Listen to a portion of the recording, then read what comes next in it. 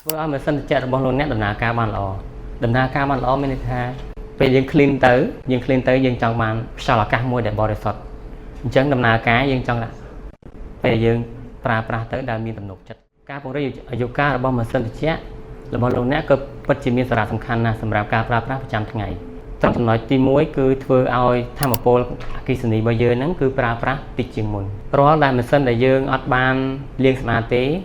អញ្ចឹងដូចជាបងដឹងស្រាប់ហើយ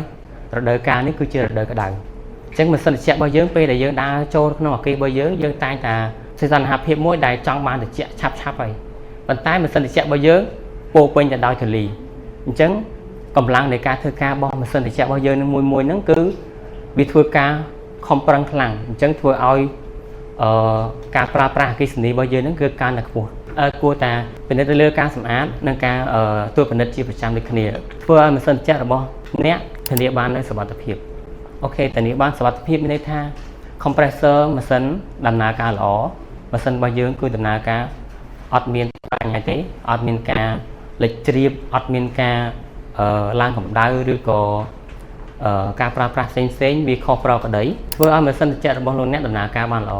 ដំណើរការបានល្អមានន័យថាពេលយើង clean ទៅយើងចង់បានខ្យល់អាកាសមួយដែលបរិសុទ្ធ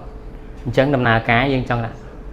ពេលយើងប្រើប្រាស់ទៅដែលមានទំនុកចិត្តពេលដែលយើងបើកម៉ាស៊ីនត្រជាក់ទៅអត់មានអីធលីអត់មានទៅហើយជាមេរោគមានអីផ្សេងអញ្ចឹងណាហើយម៉ាស៊ីនត្រជាក់របស់យើងគឺអាចនឹងមានអាយុកាលយូរជាងនឹងទៅទៀត